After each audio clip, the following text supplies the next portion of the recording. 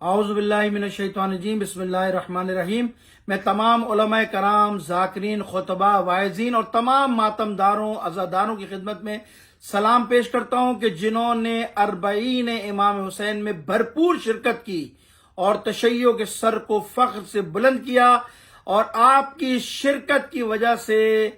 اس وقت تکفیریوں کی صفوں میں تلاطم برپا ہے۔ اس لیے کہ بی بی سی نے رپورٹ دی ہے کہ 40 لاکھ عزادار کراچی کے جلوس میں شریک ہوا، جس کی بنا پر سارے تکفیری پریشان ہیں، سارے تکفیریوں کے ایک صفوں میں کھلبلی مچ گئی۔ اور آپ نے دیکھا اس بوکلاٹ کے شکار میں کراچی کے اندر ایک چھوٹا سا اجتماع کیا گیا، ایک چھوٹا سا اجتماع توہین عظمت صحابہ اور عظمت اہل بیت کے نام سے کیا گیا،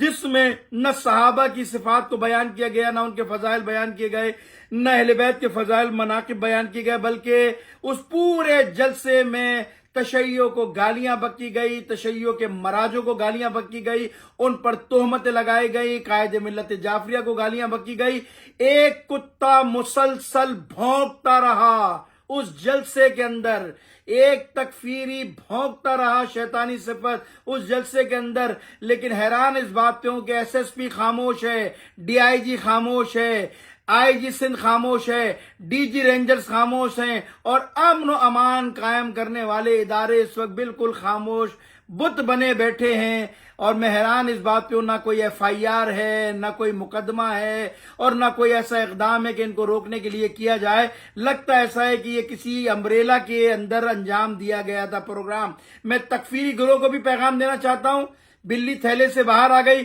ہم تو پہلے ہی کہتے تھے یہ بل برادران اہل سنت کی طرف سے نہیں ہے، ایک خاص مائنڈ سیٹ تکفیری گروہ کی طرف سے یہ بل پیش کیا گیا، اور وہ سارے بلوں سے نکل کر کراچی کی شاہراہوں پر آ گئے ہیں، اور اپنے جو بلوں میں چھپے تھے چور راستوں سے بل بھیج رہے تھے، آج ان کے چہرے عیاں ہو گئے۔ میں انہیں بھی پیغام دینا چاہتا ہوں، کیوں اپنی انرجی ضائع کرتے ہو، کیوں اپنی طاقت کو ضائع کر رہے ہو؟ اگر تم پورے پاکستان کے تکفیریوں کو تشیع کے خلاف جمع کر لو اور پورے پاکستان کی دیواروں کو ہمارے نام سے، تشیع کے نام سے کالا کر دو، اور تم یہ سمجھتے ہو کہ ہم دباؤ میں آ کر بنو امیہ کو تسلیم کر لیں گے، تو سن لو، نہ ہم بنو امیہ کو تسلیم کریں گے، نہ ہماری اولاد بنو امیہ کو تسلیم کریں گی۔ یزید کل بھی مجرم تھا، لعنتی تھا۔ ہر وہ فرد جس نے کربلا کی زمین کو ہموار کیا، جس نے قتل حسین میں اپنے ہاتھ کو رنگین کیا، اور جس نے حسین کے قتل کا فتویٰ دیا، وہ ہماری نظر میں بھی لعنتی ہے، ہماری نسلوں کی نظر میں بھی لعنتی ہے۔ میرا سوال ان تکفیریوں سے نہیں ہے، میرا سوال تو ان لوگوں سے ہے جو اجلاس میں بٹھا کر ریاستی ادارے ہمیں امن و امان کے درس دیا کرتے تھے، اور ہمیں درس دیا کرتے تھے فرقہ واریت نہیں ہونی چاہیے، ملک کی فضا خراب ہوتی ہے، کسی کے مذہب کو گالی نہیں بکنی چاہیے، کسی کے مذہب کی توہین نہیں ہونی چاہیے۔ یہ کیا ہوا؟ کراچی شہر میں میرے مذہب کو گالیاں دی گئی، میرے فقہا کو گالیاں دی گئی، میرے مذہب کی توہین کی گئی۔ یہ مجھے گالیاں نہیں دی گئی، یہ پیغام پاکستان کو گالیاں دی گئی ہیں،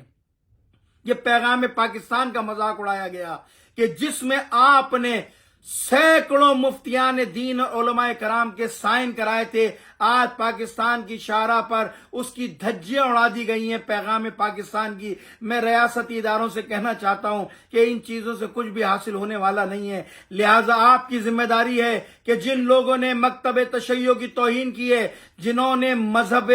تشیع کے ماننے والوں کی دل آزاری کی اور میرے فقہا کو گالیاں بکی ہیں، ان کی زبان کو روکا جائے، ورنہ اگر تشیع نے ری ایکشن دیا تو پھر اس ملک کی فضا خراب ہوگی۔ میں پورے سندھ کی عوام کو کہتا ہوں، تیار ہو جاؤ، آمادہ ہو جاؤ۔ تکفیریوں نے خیر پور میں جلسے کا اعلان کیا، ہم بھی خیر پور میں اپنی قوت اور طاقت کا اظہار کریں گے۔ ہم نے مشاورت کر لیے، انشاءاللہ تعالی جلدی اعلان ہوگا۔ میں ریاستی اداروں سے صرف اتنا پیغام دینا چاہتا ہوں کہ دیکھیے بھائی، اس ملک کی فضا کو بہتر کرو، ان تکفیریوں کو لگام دو، کہیں ایسا نہ ہو کہ اس کے ری ایکشن کے اندر لوگ سڑکوں پہ باہر نکلیں، حالات خراب ہو، ملک کی فضا خراب ہو۔ ملک ان چیزوں کا متحمل نہیں ہے، ملک میں جو صورتحال چل رہی ہے وہ کسی فرقہ واریت کا متحمل نہیں ہے، لہٰذا ایف آئی آر کٹنی چاہیے۔ جس مولوی نے، جس ملا نے ہمارے مذہب کو گالیاں بکی، ہمارے فقہا کو گالیاں بکی،